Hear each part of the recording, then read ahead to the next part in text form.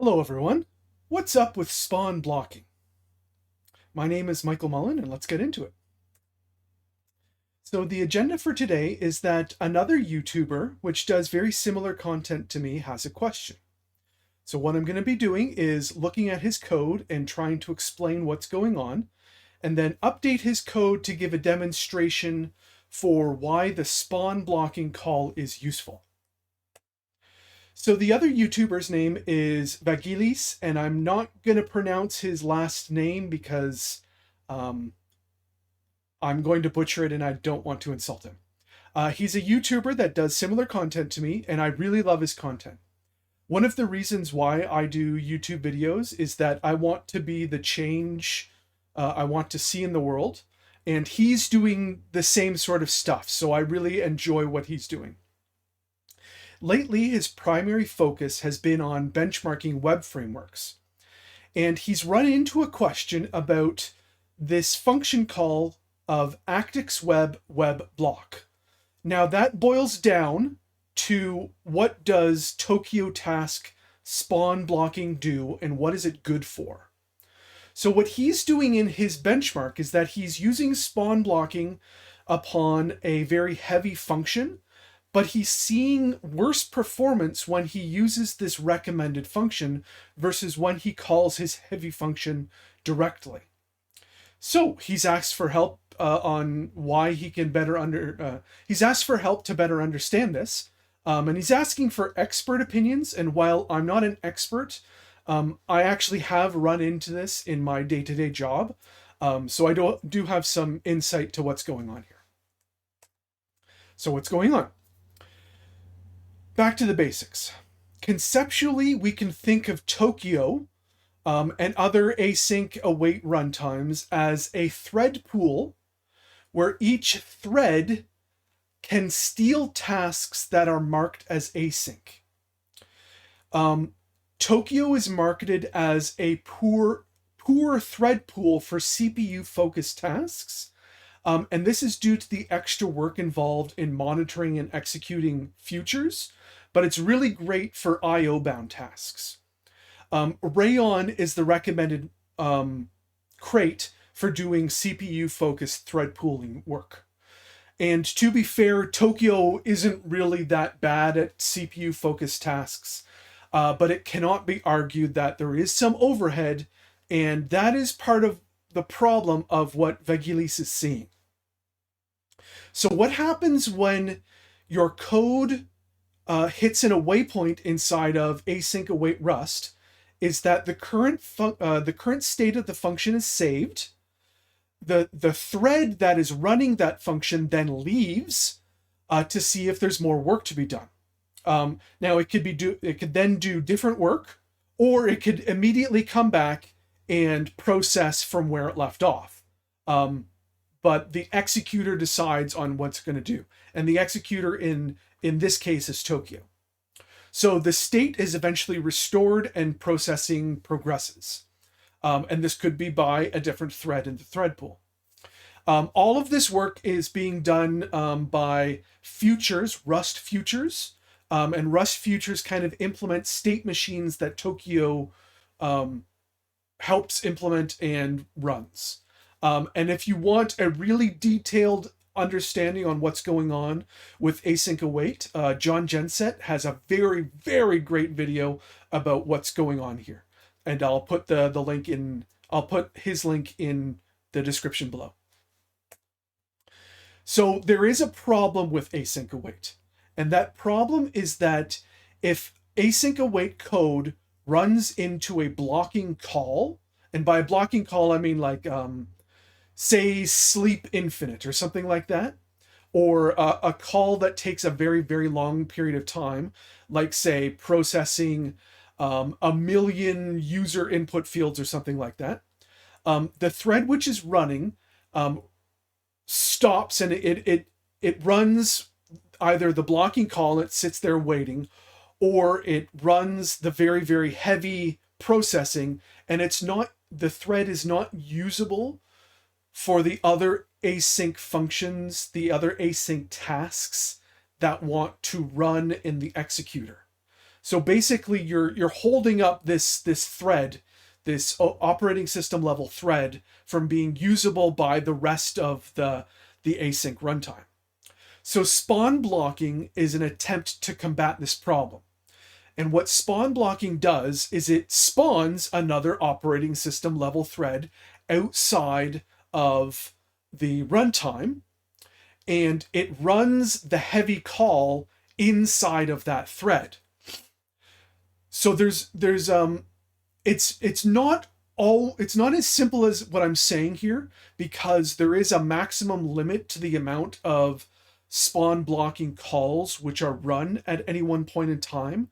And if you hit this high watermark of threads, of spawn blocking going to create a new thread, instead of creating a new thread, what spawn blocking will do is it will cache the work you want to be done.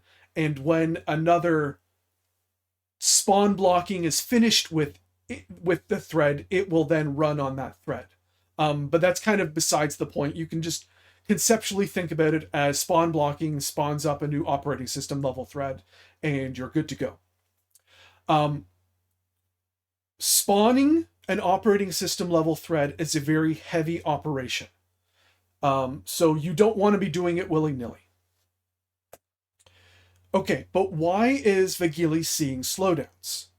Under his benchmark, the total amount of output going to his benchmarking tool is exactly the same regardless of whether he's using spawn blocking or whether he's using the call directly.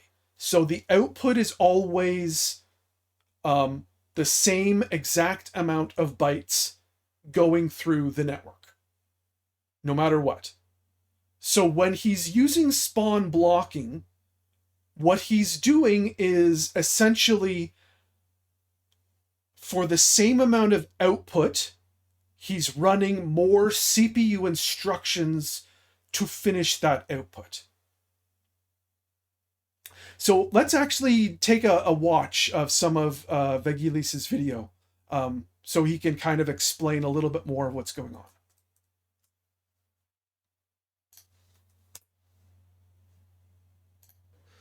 Okay, so as you can see, this change provided an improvement regarding the CPU utilization. I'm going to stop it right here because while it's outside the focus of what this video is about, that is not a correct statement. And I think as we go through my video, you'll understand why it's an incorrect statement. Keep in mind, as I said, that we also have the latest Tokio runtime currently, which includes that optimization regarding the wake-up calls. So let's make a quick comparison here and let's see our results. Latency 53, so the same. Max 125, max 268, worse here with our change. And what he's meaning by our change is that the benchmark, the lower benchmark that you can see with the worst numbers, is the spawn blocking change, and the upper benchmark is his direct call. Requests per second 3.09, requests per second 3000. Max request 3.6, 3.73. So here we have 55,000, no, sorry, 54,000 requests. And here we have 537,000 requests. So you can see in his tests what he's done is he has noticed that when he has added spawn blocking, his benchmarking results are worse.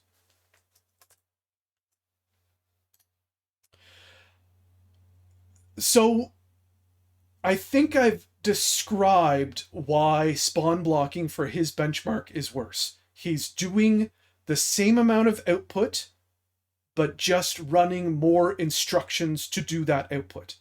And this is why I wanted to point out that the CPU utilization is worse, not better as it gets higher.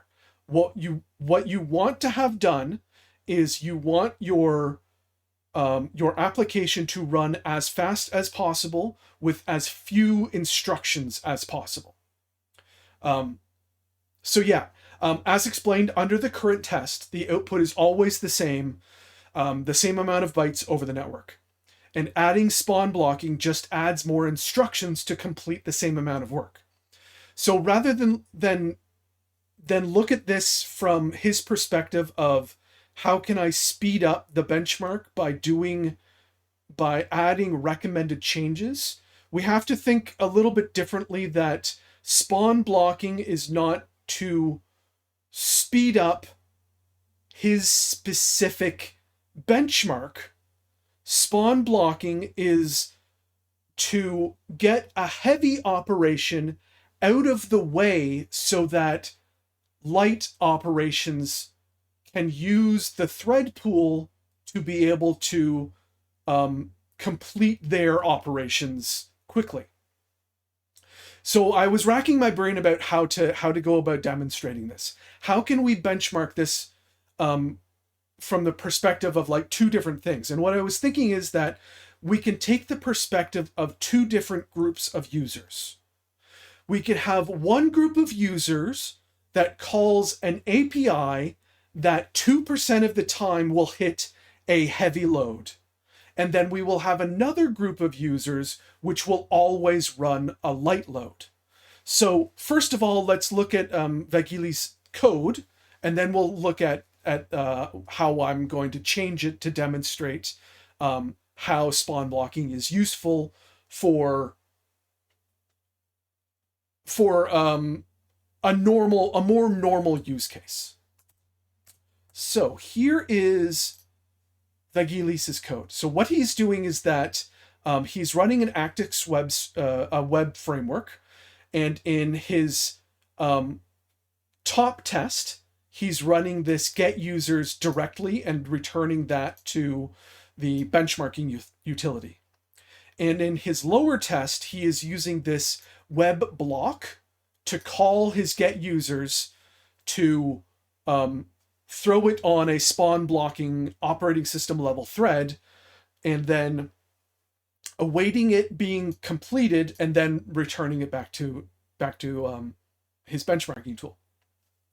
So what he's doing in line 26 versus line 25 is that he's taking his heavy processing and putting it on an operating system level thread, and then waiting for the operating system level thread to finish, and then giving it to his benchmarking utility.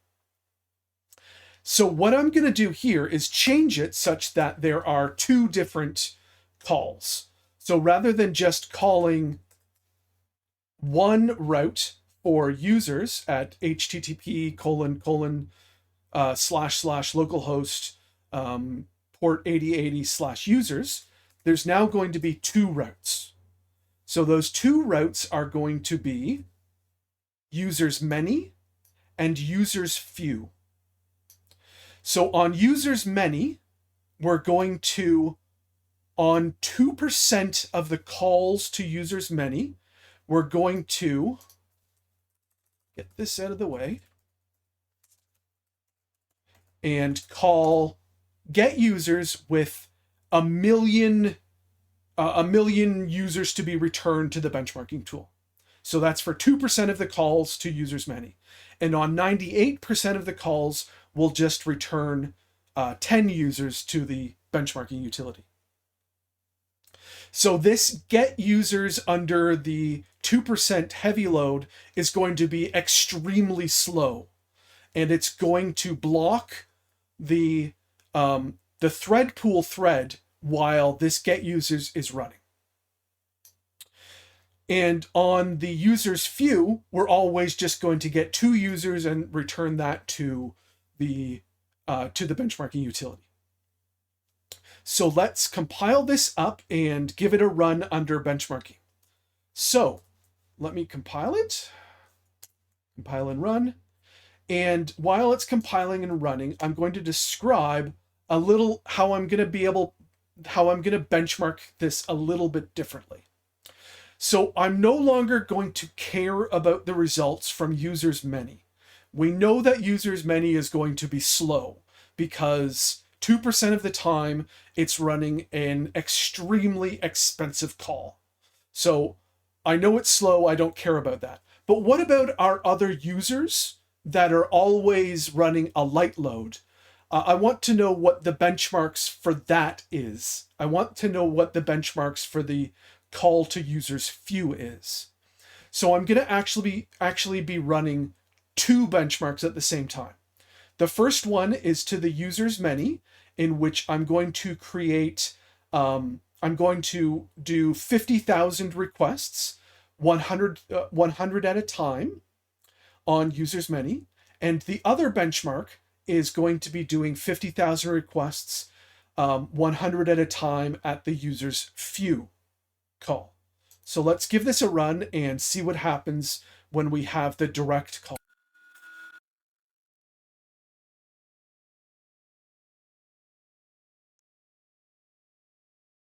All right, so our users few benchmark has completed, and it took 120 seconds to finish.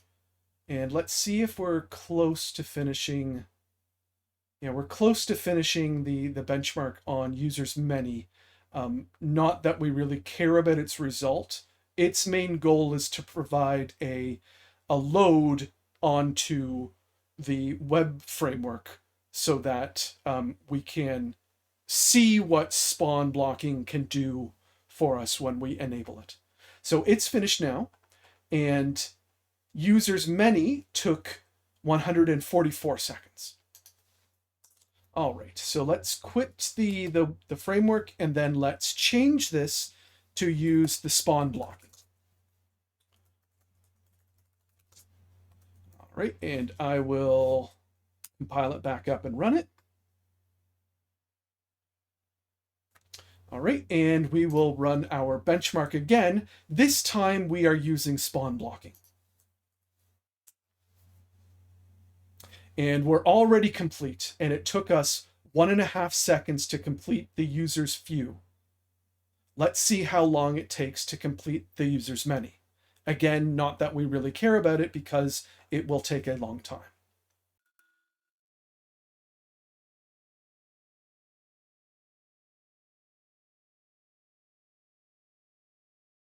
And it errored out. So that should be a warning that spawn blocking does have side effects sometimes. But we are kind of beside the point here. I'm trying to demonstrate what the use of spawn blocking is, rather than the problems that Apache Benchmark just ran into. There were some errors because the spawn blocking is slower for the users many. It's slower, and sometimes it's so slow that the connections will time out.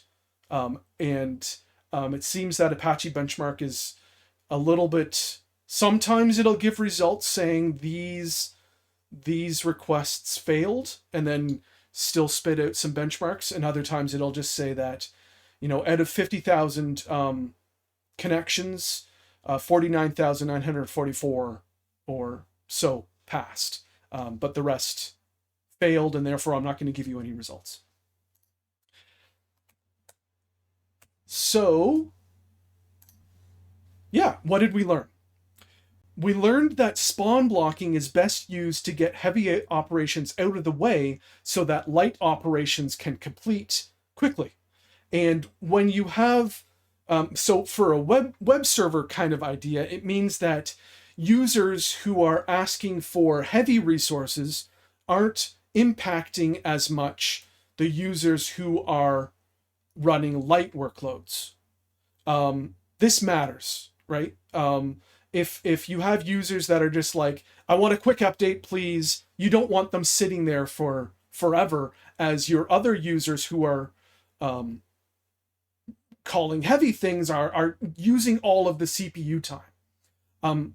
So yeah, that's what spawn blocking is good for. But wait, there's more. I want to show you more stuff here, just in case you're thinking, oh, maybe it's not because of the spawn blocking. Maybe it's because you're asyncing that function call rather than direct calling that function call. So I have made a third type of function here for benchmarking, and it's get users async. So if we jump to the get users async, what this has done is it's just going to wrap the get users call, the direct users call, in an async wrapper, so that when get users async is hit, it's paused, its state machine is saved, and then the executor of Tokio can move on to another thing. However, when it comes back into the function, it's still going to run get users to completion, meaning that it's holding up the thread. So yeah, let's see what happens here. So let me save this and compile and run.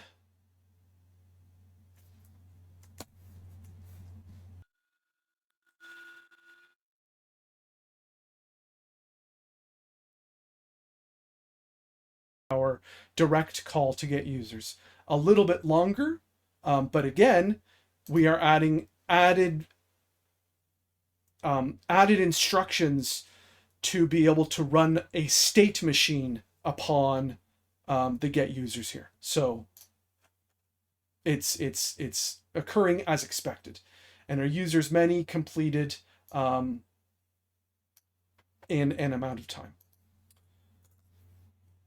So yeah, that's all I've got for us today. I hope that I have answered Vagelis' questions. I hope I've given some insight to everyone else about the purpose of spawn blocking and how it's useful, not only in so let me go back here. This isn't just useful only for kind of different users going at things. The way that I saw this at work is that I was running a blocking call inside of async, and that of course would block my executor from running. And I was doing I was running it like a thread. I was running I was running four blocking calls. So running it on my machine that I have right here, which is a 32 logical core machine, I never saw problems with it. There was no issues, because it's not that my operations were heavy, and it's not that my other operations were light. It was that my calls blocked 4 threads of the 32 threads in the thread pool. And then I took the code and I put it on a 2-core machine to test. And of course, on a 2-core machine, the thread pool has a size of 2. So I was blocking all of the threads and nothing was happening. So it's that kind of thing. Now, to fix this, one tactic I could have taken was to use spawn blocking. The operation that I eventually took was just to have the Tokio runtime running all of the lighter work. And again, these aren't like light tasks, they're just tasks that don't block. And all of my blocking tasks in their own operating system level thread. Because these operating system level threads, spawn blocking eventually expects your task to end, while my tasks will never end until the process is killed. And that's why the regular standard async spawn is the correct answer for what I'm doing. So yeah, I hope you've learned something, and I hope that you have a good day, good afternoon, or a good evening. Thank you very much.